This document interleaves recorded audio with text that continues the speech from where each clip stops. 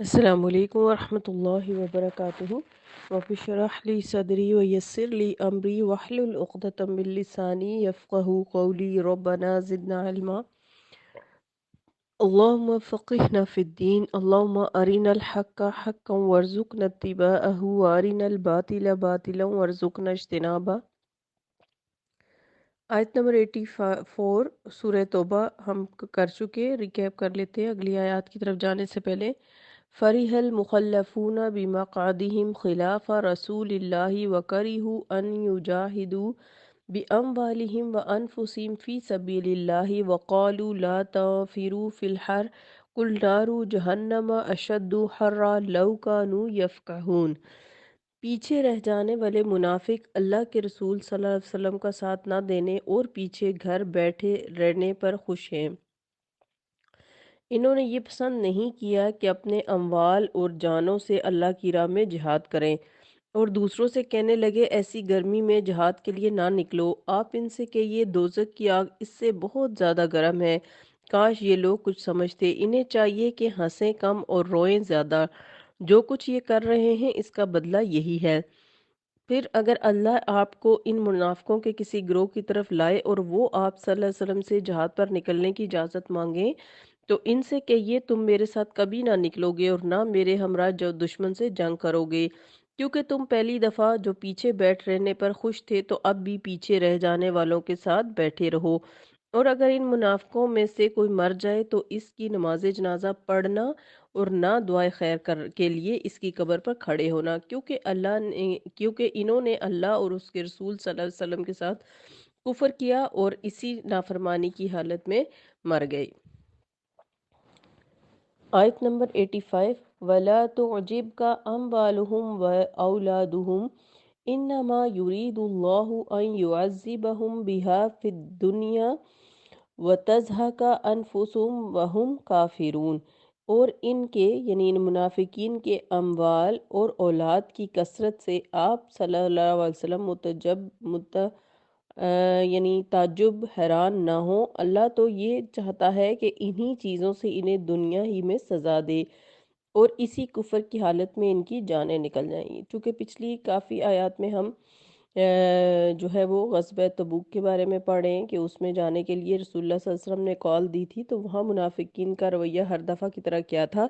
اور منافقین کا پھر طرز عمل پڑھا جا رہا ہے۔ تو یہاں پہ بھی جو یہ بات کہی جا رہی ہے نا کہ آپ صلی اللہ علیہ وسلم کو کہہ کر تمام امت کو کہا جا رہا ہے کہ ان منافقین کے مال اور اولادیں جو ہیں وہ تمہیں تعجب میں نہ ڈالیں۔ اللہ یہ چاہتا ہے کہ ان کے ذریعے سے ان کو آزمائے۔ تو یہ ہم پیچھے آیت نمبر 55 میں بھی پڑھ چکے ہیں کہ ان کے مال اور اولاد ان کے لیے جو ہے وہ کیسے آزمائش بن گئے تھے، کیونکہ انہوں نے مال اور اولاد جو ہے وہ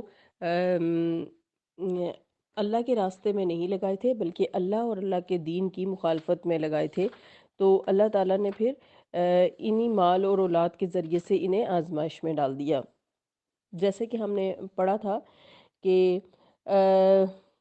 منافقین کا جو ہے وہ مال بھی نہیں قبول ہوا تھا، یعنی جد بن قیس نے رومی عورتوں کے فتنے میں مبتلا ہو جانے کے بعد بہانہ کیا تھا کہ مجھے جہاد پر نہ لے کے جائیں، اور یہ کہا کہ میں جہاد پر خود نہیں جاؤں گا، فتنے میں مبتلا ہو جاؤں گا لیکن میں مالی طور پر اعانت کرنے کو تیار ہوں۔ تو اللہ تعالیٰ نے وہاں پہ بھی کہا تھا کہ اس قسم کا مال اللہ کو نہیں چاہیے، اور اسی طرح صدقہ جو ہے وہ مشرکوں سے اور جو منافقین ہیں ان سے اللہ تعالیٰ نے کہا کہ ان کا صدقہ قبول نہیں کیا جائے گا۔ اور اسی طرح منافقوں کو مال اور اولاد سے سزا کیسے ملتی ہے، جو اس آیت میں بھی بیان کیا گیا کہ مدینہ میں جتنے منافق تھے سب جو ہے وہ بہت عمر رسیدہ اور مالدار لوگ تھے، اور منافقین کا نظریہ یہ تھا کہ دنیاوی مفادات کا حصول کسی طرح حاصل ہو، لہٰذا عام مادہ پرستوں اور دنیا پرستوں کی طرح ان کے نزدیک بھی عزت و جاہ کا معیار اولاد اور مال اور دولت کی فراوانی تھی۔ اب انہیں مشکل یہ پیش آئی کہ ان کی اولادیں مسلمان ہو گئیں، جن کے نزدیک یہ عزت اور جاہ کا معیار ان کے معیار سے بالکل برعکس تھا۔ تو جن کی نظر میں مال اور دولت کی قدر و قیمت اللہ اور اس کے رسول کی فرما برداری کے مقابلے میں ہیچ تھی، اور ان کے نزدیک عزت اور جاہ کا معیار یہ تھا کہ جتنا بھی کوئی اللہ کے رسول صلی اللہ علیہ وسلم کا شیدائی اور فرما بردار ہوگا، اتنا ہی وہ اسلامی معاشرے میں معزز اور مکرم سمجھا جائے گا۔ اس نظریاتی اختلاف نے انہیں اپنی اولاد ہی کے نظروں میں ذلیل کر دیا۔ اس طرح اللہ نے ان کی اولاد ہی کے ذریعے سے انہیں دنیا میں سزا دی، اور چونکہ وہ اپنی خود پرستی والی طبیعت کو بھی بدل نہیں سکتے تھے، لہٰذا وہ آخر دم تک اسی 99 کے چکر میں پڑے رہے، تاکہ یہاں تک کہ انہیں موت آ گئی، اور وہ اسی نفاق اور ذلت کی حالت میں دنیا سے رخصت ہو گئے۔ تو بہرحال اولادوں نے جب انہیں چھوڑ کر اسلام قبول کر لیا تو اولاد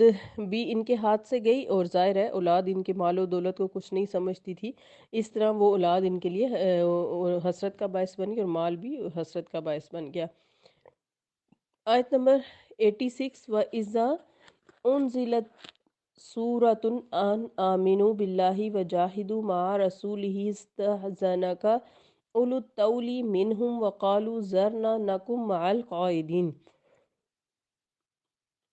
اور جب کوئی صورت اس مضمون کی نازل ہوتی ہے کہ اللہ پر ایمان لاؤ اور اس کے رسول صلی اللہ علیہ وسلم کے ہمراہ جہاد کرو، تو ان منافقوں میں سے کھاتے پیتے لوگ آپ صلی اللہ علیہ وسلم سے اجازت طلب کرنے لگتے ہیں،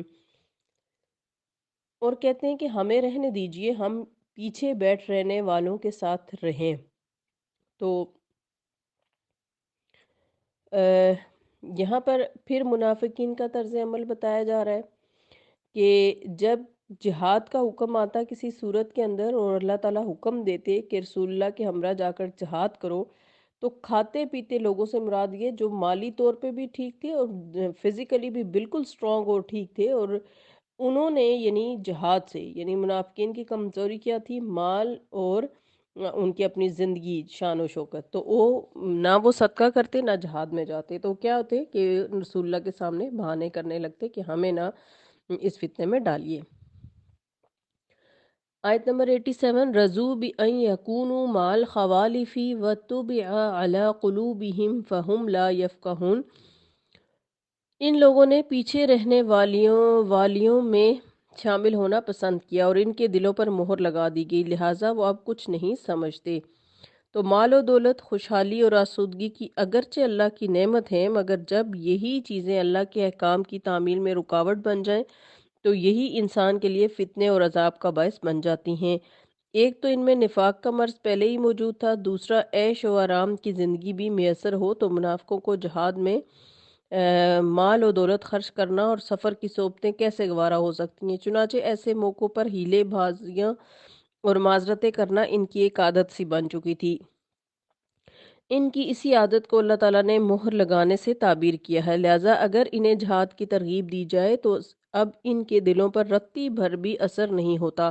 مزید برآں یہ کہ اپنی اس بزدلی اور بے غیرتی پر شرمانے کے بجائے پیچھے رہنے پر خوش ہوتے کہ شکر ہے ہم نے اپنی جانیں بہانے کر کے اور اپنے مال بچا لیے۔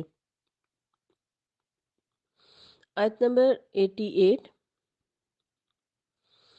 لیکن الرسول والذین آمنوا معه جاہدوا باموالہم وانفسہم وَأُولَئِكَ لَهُمُ الْخَيْرَاتُ وَأُولَئِكَ هُمُ الْمُفْلِحُونَ۔ لیکن رسول اللہ صلی اللہ علیہ وسلم نے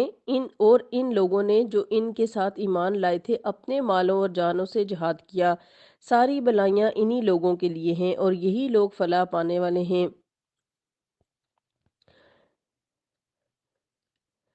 تو یہاں درمیان میں حقیقی مسلمانوں جہاد کے سلسلے میں ان کی مخلصانہ کوششوں اور ان کے اجر کا ذکر منافقوں کے کردار کے برعکس بیان ہو رہا ہے، جیسا کہ قرآن پاک میں یہی سنت جاری ہے۔ اس کے بعد پھر وہ رخصت لینے والوں اور منافقوں کا ذکر شروع ہو جاتا ہے۔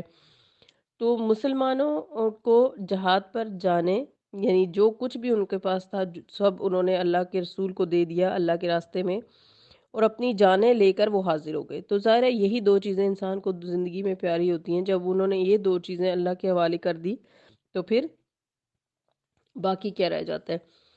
اللہ تعالیٰ 89 آیت میں فرماتے ہیں، اعد اللہ لہم جنات تجری من تحتها الانہار خالدین فیہا ذالک الفوز العظیم۔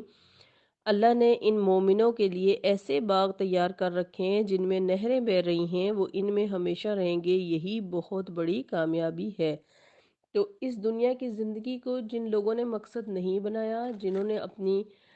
دنیا کی زندگی، مال، دولت، وقت، ہر نعمت سے آخرت کمائی اور آخرت کو ترجیح دی، ان کے لیے یہ صلہ بتایا جا رہا ہے کہ اللہ تعالیٰ نے ان کے لیے ایسے باغات تیار کر رکھے ہیں جن میں نہریں بہہ رہی ہوں گی، اور سب سے بڑی خوبی یہ ہوگی کہ وہ اس میں ہمیشہ ہمیشہ رہیں گے۔ اور پہلے بھی ہم اس بارے میں کئی بار کہہ چکے، بیان کر چکے کہ اس دنیا میں انسان کو جتنی بھی بڑی کامیابی مل جائے، جتنا بڑا عہدہ، مال و دولت، عیاشی، جوانی، خوبصورتی، صحت، اولاد، عہدے اور جاؤ حشم، اقتدار مل جائے، وہ سب صرف اتنے ٹائم تک اس سے فائدہ اٹھا سکے گا وہ انسان جب تک کہ اس کی زندگی ہے۔ جو ہی اس کی زندگی ختم ہوگی یہ سب چیزیں اس سے چلی جائیں گی۔ یا دوسری صورت میں، یعنی زندگی کے علاوہ بھی اگر انسان کو یہ سب کچھ میسر ہے، لیکن اس کے ساتھ کچھ نہ کوئی ایسی آزمائش ہوتی ہے کہ وہ ان سب چیزوں سے بھرپور فائدہ نہیں اٹھا سکتا۔ مثلا کھانے کو ہے لیکن صحت نہیں اجازت دیتی کہ کھا سکیں، یا اولاد ہے لیکن سیدھے راستے پہ نہیں ہے، فرما بردار نہیں ہے، یا مال و دولت ہے لیکن آپ کی صحت اتنی خراب ہے کہ آپ اس مال و دولت سے کوئی فائدہ، کوئی آرام، کوئی آسائش دیکھ ہی نہیں سکتے۔ تو کوئی بھی کسی بھی طرح کی آزمائش اس دنیا میں، کیونکہ یہ دنیا جو ہے یہ کبھی پرفیکٹ نہیں ہو سکتی، اور اس میں ملنے والی نعمتیں جو اللہ کی طرف سے ہیں، ان کو اگر ہم اللہ کے راستے پہ نہیں لگاتے تو وہ نعمتیں ہمارے لیے آزمائش اور عذاب بھی بن جاتی ہیں بعض اوقات۔ تو اس لیے اس دنیا کی زندگی کے پیچھے انسان کو اپنا وقت، اپنی صلاحیتیں ضائع نہیں کرنی چاہیے۔ اس دنیا میں جو کچھ اللہ نے ہمارے لیے لکھ کے بھیجا ہے وہ تو ہمیں مل کے رہے گا، اس لیے ہمیں اس کی کوشش کی فکر کے بجائے آخرت کی کوشش کی فکر کرنی چاہیے۔ اور مومن جو ہے وہ آخرت اورینٹڈ ہوتا ہے، تو وہ ہر چھوٹا بڑا عمل یہ سوچ کے کرتا ہے کہ جو میں یہ کام کر رہی ہوں اس سے مجھے آخرت میں کیا فائدہ ہوگا۔ دن میں کئی بار ہم سب کو اپنی نیتوں کو اللہ کے لیے خالص کرنا چاہیے کہ اللہم اجعل عملی کلہ صالحا، اللہ میرے سارے اعمال کو نیک بنا دے، یعنی میں کروں ہی نیک عمل، ٹھیک ہے۔ وَجَعَلْهُ لِي وَجْهِكَ خَالِصَةً، اور ان کو اپنی ذات کے لیے خالص کر دے، یعنی میں کوئی چھوٹی بڑی کام، نیکی اس لیے نہ کروں کہ اس کے بدلے مجھے فلاں سے یہ حاصل ہو جائے گا، یا اس کے بدلے میری تعریف ہو جائے گی، میرے نام بن جائے گا، بلکہ میرا ہر چھوٹا بڑا عمل اللہ صرف اور صرف تیری ذات، تیری رضا کے لیے ہو، ٹھیک ہے۔ وَجَعَلْهُ لِي وَجَعَلْهُ لِي خَالِصَةً لَكَ، یعنی ہمارا ہر عمل اللہ اپنے لیے خالص کرے۔ اور وَلَا تَجْعَلْ لِأَحَدٍ فِيهِ شَيْئًا، جو بھی میں نیکی کا کام کروں اس میں کسی کا کوئی ذرہ برابر بھی حصہ نہ ہو، یعنی میں کوئی ریاکاری، دکھاوا یا دنیاوی مقصد کے لیے وہ کام کر کے اپنی نیکی کو، اپنے اچھے کام کو، عمل صالح کو ضائع نہ کروں۔ تو اس لیے دن میں کئی بار ہمیں اپنی نیت کو اللہ کے لیے خالص کرنا ہے۔ ایون اگر ہم کسی کو پانی کا گلاس بھی ڈال کے دے رہے ہیں تو اس لیے نہ دیں کہ اگلا میرا شکر گزار ہوگا، بلکہ اس لیے دیں کہ اللہ تعالیٰ اس کے بدلے مجھے اجر عطا فرمائیں گے آخرت میں۔ تو ہمیں اپنی نیکیوں کو اللہ تعالیٰ کے لیے کرنا ہے، چھوٹے بڑے اعمال کو نیت خالص کر کے اللہ کے لیے کرنا ہے، تاکہ ہمارا ہر چھوٹا بڑا عمل اللہ کے لیے ہو جائے اور آخرت میں ہمارے لیے اجر کا باعث ہو جائے۔ اللہ تعالیٰ ہم سب کو اپنے لیے خالص کرے۔ اللہم اخلصنا لوجہک الکریم، اللہم اخلصنا لدینک، اللہم اخلصنا لذاتک، آمین۔ سبحانک اللہم وبحمدک، نشہد ان لا الہ الا انت، نستغفرک ونتوب الیک۔ السلام علیکم ورحمۃ اللہ وبرکاتہ۔